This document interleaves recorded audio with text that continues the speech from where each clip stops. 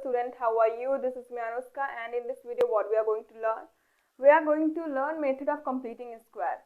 इसके पहले वाले लेक्चर में हमने फैक्टराइजेशन को समझा था। फैक्टराइजेशन में क्या होता था कि हम उसका जो मिडिल टर्म था उसको स्प्लिट करते थे, यानी दो पार्ट में उसको ब्रेक करते थे। उसके बाद जिसमें से जो कॉमन मिलता था उसको हम कॉमन लेते थे। अब ये कंप्लीटिंग स्क्वायर का क्या मेथड है तो इसमें हमें समझना पड़ेगा। तो इसको एग्जाम्पल के थ्रू अगर मैं आपको समझाऊँ तो उसी में स्टेप बाय स्टेप मैं आपको बताते चलूंगी कि किस तरीके से हम इसका यूज करते हैं, इसके अंदर होता क्या है। तो अगर मैं एक एग्जाम्पल ले लूँ 3x² minus 5x plus 2 equal 0, ये अगर मैं एक एग्जाम्पल ले लूँ तो जो हमारा फर्स्ट स्टेप होगा ये क्या होगा? स्टेप फर्स्ट यही होगा। कोफिशिएंट का मतलब समझते हैं। कोफिशिएंट का मतलब होता है कि जो भी हमारा जैसे x² है, यहाँ पे x है, तो इन सब के साथ में जो लगा हुआ ये नंबर दिख रहा है ना, उसको हम क्या बोलते हैं? कोफिशिएंट। शायद मैंने बता रखा है इसके स्टार्टिंग के लेक्चर्स में कोफिशिएंट को। तो जो इसके कोफिशिएंट होते हैं किसके? x² के, उसको क्या कर देना है? हमें वहां से हटा देना है, उसका कोफिशिएंट 1 कर देना है। तो क्या करेंगे पहले स्टेप में? Remove coefficient of x², remove the coefficient of x²। जो हमारे पास x² है उसके कोफिशिएंट को रिमूव करना। अभी रिमूव कैसे करेंगे? देखिए, यहाँ से 3 को कॉमन ले लेना है हमें, ठीक है। किस तरीके से 3 को कॉमन लेंगे यहाँ से? तो हमारे पास बचेगा x²। पूरे क्वेश्चन में से लेना है, ऐसा नहीं कि आप इसमें से ले लेंगे और इधर का छोड़ देंगे, ऐसा नहीं है, पूरे से लेना है कॉमन। तो यहाँ पे क्या बचेगा? 5x। 3 को कॉमन लिया तो 3 से डिवाइड भी करना पड़ेगा, ठीक है। जब 3 को कॉमन किया तो यहाँ से 3 से डिवाइड भी करना पड़ेगा। फिर प्लस 2 है, 2 में से 3 को कॉमन लिया मीन्स 3 से डिवाइड करना पड़ेगा, इक्वल 0। अभी क्या करना है? x² minus 5x/3 plus 2/3 equal 0। अभी 0 कैसे? ये 3 है, इधर जाएगा तो 0 हो जाएगा। कैसे? देखिए यहाँ पे 0 है, 0/3 करेंगे। यहाँ पे मल्टीप्लीकेशन में है, इक्वल किधर आएगा तो डिवीजन में हो जाएगा, मीन्स 0/3। तो 3 0 0, ये आ गया कितना? 0। तो यहाँ पे हम इसको सीधा सीधा क्या कर देंगे? 3 को हटा के हमने यहाँ पे 0 कर दिया। ये हमारा पहला स्टेप कंप्लीट हो गया।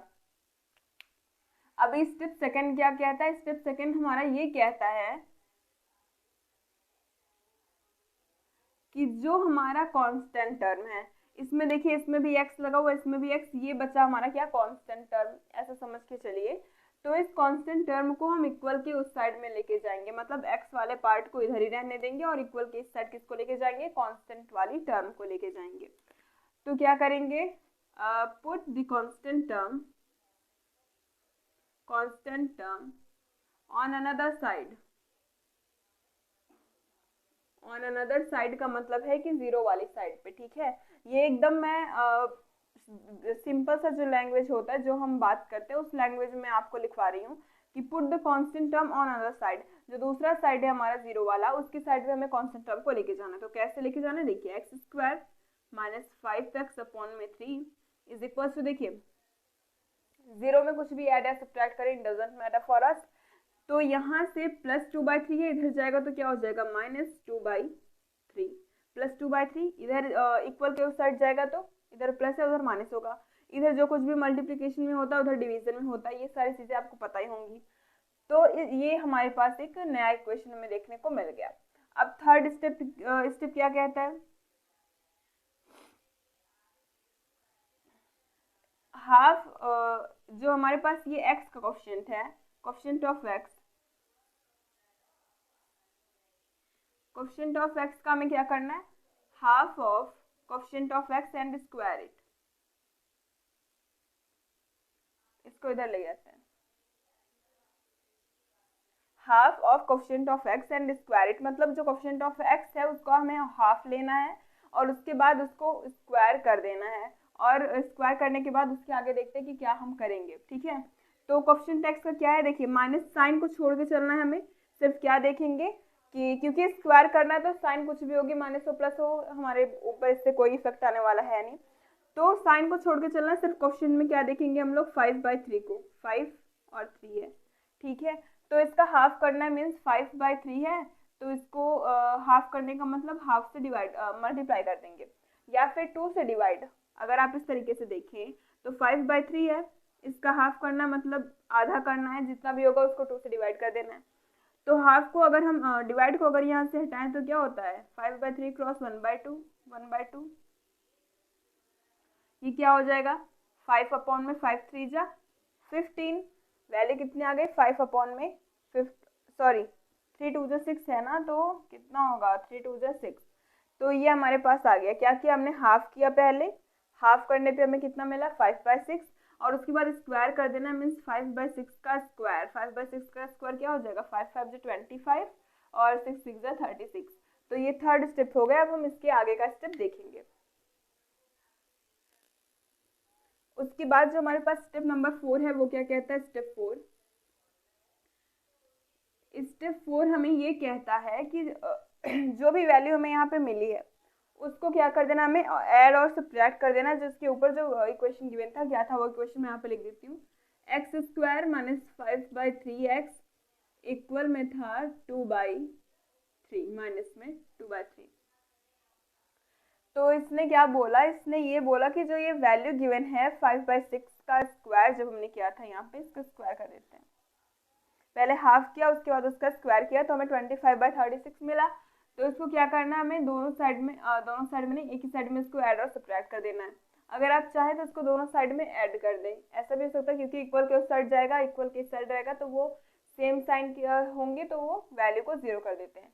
तो यहाँ पे हम क्या कर देंगे x² - 5/3x, फिर ये 25/36 मीन्स प्लस 5/6 का होल स्क्वायर, ठीक है। फिर -5/6 का whole square is equals to -2/3।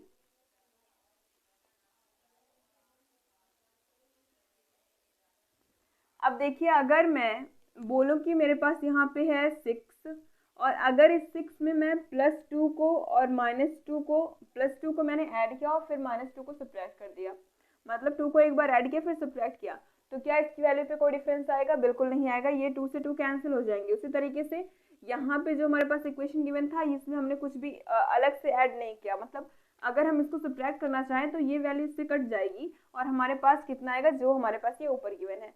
तो इसको हम लिख सकते हैं यहाँ पे, इससे इसकी वैल्यू पे कोई भी डिफरेंस आने वाला है नहीं। तो अगर हम यहाँ से देखें तो ये क्या बन जाएगा, आपको सीधा ये देखना है कि इस वाले पार्ट को लेना है x को और इसको देखना है 5/6 को, और यहाँ माइनस है तो यहाँ पे माइनस लगा। देखिए यहाँ पे माइनस होगा तो यहाँ माइनस करेंगे x के साथ वाला, और अगर यहाँ पे प्लस होगा तो यहाँ पे प्लस करेंगे। और वैल्यू कौन सी लेंगे, ये a और b वाली होता है ना, a² - 2ab + b² + b², तो ये b का स्क्वायर है तो ये b वाला लेना है, यहाँ से a वाले को लेना है और यहाँ पे जो प्लस माइनस होंगे वो उस तरीके से हम यहाँ पे लिखेंगे। तो ये क्या हो गया x - 5 का होल स्क्वायर हो जाएगा।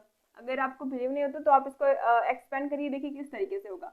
x² फिर -2x 2ab हो जाएगा तो माइनस में 2x 5/6, तो 2 से ये कैंसिल होके 3 आ जाएगा। फिर प्लस b² क्या है हमारे पास 5/6 का होल स्क्वायर, ठीक है। तो वैल्यू इतनी तो आ गई हमारे पास। अगर इस 2 को हटा दें यहाँ से, 2 ने कैंसिल किया तो यहाँ पे बच गया था हमारे पास 3, तो -x 5/3 इतनी वैल्यू आ गई। तो इसकी जगह पे हम ये लिख सकते हैं ना कि x - 5/6 का होल स्क्वायर, ये लिख दिया। अभी यहाँ पे हमारे पास है 5/6 का होल स्क्वायर, अब हम उसको उधर लेके जाएंगे तो इधर नेगेटिव है उधर जाएगा पॉजिटिव, ये क्या हो जाएगा 25/36 का होल स्क्वायर 36 फिर -2/3 इतना आ गया। अब क्या करना है, ये सारा हमारे लास्ट वाले स्टेप में, इसको सारा कैलकुलेशन जो हमें वो लास्ट वाले स्टेप में ही कर देना है। फोर्थ स्टेप में यही था कि ऐड और सब्ट्रैक्ट करना है। क्या करना है, add and subtract given value in above equation. जो हमारे पास ये वैल्यू आई थी इसको हम, जो हमारे पास ये ऊपर सेकंड स्टेप से जो हमारे पास इक्वेशन आया था उसमें इस वैल्यू को पुट कर देना है। तो x माइनस इतना हमारे पास आ गया। अब x - 5/6 का होल स्क्वायर, अब इसकी कैलकुलेशन कर देनी है हमें यहाँ पे। तो ये हो गया 25 माइनस ये 12 है इधर एक्स्ट्रा आ रहा है, तो इधर क्या करेंगे माइनस में 24, 12 का मल्टीप्लाई फैक्टर तो आप कर ही लेते होंगे, फिर अपॉन में आ जाएगा 36, इधर क्या आ जाएगा 1/36। तो अब क्या करेंगे, स्क्वायर हटाएंगे। देखिए अगर यहाँ पे है x का क्यूब, इधर है यहाँ पे 4, अगर ये 4 इक्वल के इधर जाएगा तो ये 3 अगर इक्वल के इधर जाएगा तो 1/3 होगा। अगर यहाँ पे 4 है 4 जाएगा तो वो 1/4 होगा। मतलब अगर यहाँ पे कोई भी आपके पास फंक्शन गिवन है a+b और इधर कुछ z टाइप का ऐसा गिवन है, तो अगर यहाँ पे n है और n को अगर हम उस साइड भेजें तो ये किस तरीके का हो जाएगा, z का पावर 1/n, इस तरीके से। तो अब क्या करेंगे, यहाँ से हमको 2 को हटाना है तो हम 2 को उधर लेके जाएंगे, तो ये हो जाएगा x - 5/6 इक्वल 1/36 का पावर 1/2 मिल गया। अब यहाँ से देखिए तो x - 5/6 इक्वल रूट हो गया, 1 का रूट तो 1 ही होगा, और 36 का क्या हो जाएगा, यहाँ से 36 रूट में किसका होता है, 6 का होता है, 6 6 36, तो ये 6 का स्क्वायर हो जाएगा, तो यहाँ से क्या आएगा हमारे पास 6 आएगा, प्लस माइनस साथ में लेके चलना है। तो यहाँ से x के साथ में लगा हुआ है x - 5/6 इक्वल प्लस माइनस 1/6, तो 5/6 को हम उधर लेके जाएंगे तो क्या हो जाएगा, x is equal two plus minus 1/6 plus 5/6। तो देखिए 1/6 के साथ में 2 साइन गिवन है, पहला है प्लस और दूसरा है माइनस, तो एक बार हम प्लस को 5/6 के साथ में इसको ऐड करेंगे, एक बार इसको हम सब्ट्रैक्ट करेंगे, एक बार प्लस वाली साइन लेंगे, एक बार माइनस वाली साइन। तो अगर प्लस वाले को लेके चलें तो क्या हो जाएगा, 1/6 प्लस 5/6, ये नीचे का डिनोमिनेटर सेम है तो ऊपर क्या हो जाएगा 1 + 5 6 विच इज इक्वल्स टू 1। अब एक बार माइनस को अगर लेके चलें तो x इज इक्वल्स टू क्या हो जाएगा, -1/6 प्लस 5/6, तो नीचे का डिनोमिनेटर सेम है, ऊपर हो जाएगा -1 + 5, -1 + 5 करेंगे तो वैल्यू हमें यहाँ पे 4 देखने को मिलेगी, तो ये हो गया 2, ये हो गया 3, वैल्यू आ गई 2/3। तो कितनी वैल्यूज मिली, एक हमें मिली 2/3x की और एक कौन सी मिली है, हमें 1 मिली है। तो यहाँ पे प्लस माइनस जब रूट से हम हटाते तो रूट से हटाने के बाद हमें यहाँ पे प्लस माइनस लेना होता है, तो जब प्लस माइनस लेंगे तो एक बार प्लस को हम किससे ट्रीट करेंगे, 5/6 के साथ में, एक बार माइनस वाले को करेंगे, तो हमारे पास 2 वैल्यूज x की आएंगी। तो इस तरीके से मेथड होता है हमारा किसका, कंप्लीटिंग स्क्वायर का। अब देखिए हमारे पास ये क्वेश्चन गिवन है, इसको हम इसी मेथड से करने वाले हैं। आपके एग्जाम में देगा कि इसी मेथड का यूज करके आप करिए, ऐसा नहीं बोलेगा कि आप फैक्टराइजेशन मेथड का यूज करिए। आपसे अगर बोलता है कि आपको मेथड ऑफ कंप्लीटिंग स्क्वायर का यूज करना है तो आप और किसी मेथड से करेंगे तो वो सॉल्यूशन आपका गलत माना जाएगा। तो अगर हमारे पास ये क्वेश्चन गिवन है, आपकी एक्सरसाइज का क्वेश्चन है, तो इसको हम किस तरीके से सॉल्व करेंगे, चलिए देखते हैं। तो पहला जो स्टेप था हमारा वो क्या था कि जो हमारे पास x² है उसका जो कोएफिशिएंट होता है उसको हमें वहां से रिमूव करना होता है। तो रिमूव करेंगे, यहाँ से कॉमन लेंगे हम इसको, तो क्या हो जाएगा 2x² - 7, 2 को यहाँ पे नीचे डालेंगे, 7/2x प्लस 3/2 इक्वल 0। अभी 2 इधर जाएगा तो यहाँ पे मल्टीप्लीकेशन में है, यहाँ पे डिवीजन में हो जाएगा 0/2, तो 2 0 तो 0 होता है, तो यहाँ पे वैल्यू हमारी अगेन क्या रह जाएगी, 0 ही रह जाएगी। तो इसको हम क्या लिख सकते हैं, x² - 7/2x प्लस 3/2 इक्वल 0। अब उसके बाद मैंने क्या बताया था कि जो कांस्टेंट टर्म होता है उस कांस्टेंट टर्म को हमें इक्वल के उधर लेके जाना होता है।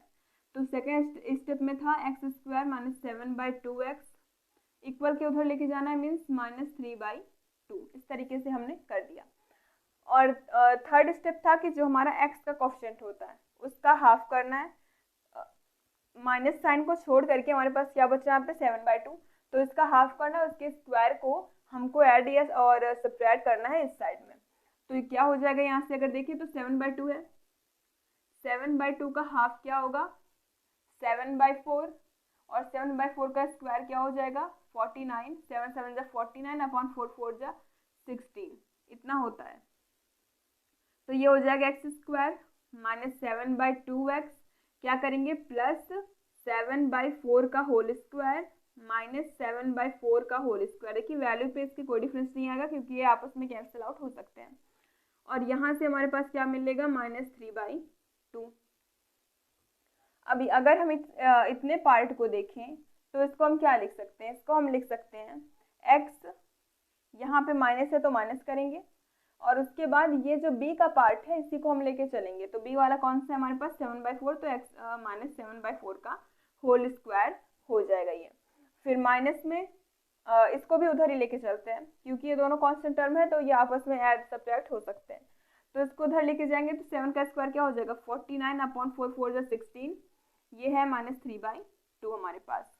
तो ये क्या हो जाएगा x - 7/4 का होल स्क्वायर इक्वल, अगर हम यहाँ पे 16 है और यहाँ पे 2 है तो इसमें 8 से मल्टीप्लाई करेंगे तो ये हो जाएगा 49 माइनस 8 3 जा 24 अपॉन में नीचे यहाँ पे 16 आएगा। अब क्या करेंगे, x माइनस 7/4 का होल स्क्वायर, यहाँ से इसको सब्ट्रैक्ट करने पे हमारे पास क्या बचेगा, यहाँ से मिलेगा 5 और यहाँ से मिलेगा 2/16। अब क्या करना है, यहाँ पे अगर 2 है तो उधर जाएगा तो 1/2 होगा, मैंने आपको बताया था। तो x माइनस 7/4, अगर ये 2 इधर जाएगा तो क्या हो जाएगा, अंडर रूट में 25 अंडर रूट में 16। तो 25 किसका स्क्वायर होता है, 5 का स्क्वायर होता है। तो ये वैल्यू क्या आ जाएगी हमारे पास 5 और रूट में 16 4 का स्क्वायर होता है। तो क्या हो गया, यहाँ पे 4 आ जाएगा। तो x माइनस 7/4 प्लस माइनस भी लगाना है यहाँ पे हमको, इज इक्वल्स टू रूट हटाने के बाद प्लस माइनस लगाना कंपल्सरी होता है। तो यहाँ पे करेंगे प्लस माइनस 5/4, ये आ गया। अब x की वैल्यू हमें चाहिए तो x इज इक्वल्स टू क्या लिख देंगे, 5/4 प्लस माइनस 5/4 फिर प्लस 7/4। ये 7/4 इधर नेगेटिव है, उधर जाएगा पॉजिटिव हो जाएगा। तो एक बार हम x को किसके साथ, x को 7/4 को हम लेंगे प्लस 5/4 के साथ में, एक बार 7/4 को लेंगे हम माइनस 5/4 के साथ में। तो पहले प्लस वाले के साथ में लेते हैं, तो 5/4 प्लस 7/4, 7 5 12 अपॉन में 4 हो जाएगा। तो x इज इक्वल टू कितना हो गया, 4 3 जा 12, x की वैल्यू कितनी आ गई हमारे पास, 3 आ गई। अब दूसरी बार क्या करना है, हमें x को ट्रीट करना है, 7/4 को ट्रीट करना है माइनस 5/4 के साथ में, और ये हो गया प्लस 7/4। तो जब इस डेनोमिनेटर सेम है, ये हो जाएगा -5 प्लस 7, वैल्यू आएगी 2/4 विच इज इक्वल्स टू 1/2। तो हमें x की कितनी वैल्यूज मिली, एक तो मिली हमें 1/2 और दूसरी कौन सी मिल गई, 3 मिल गई। तो आप इसको भी नोट डाउन करिए।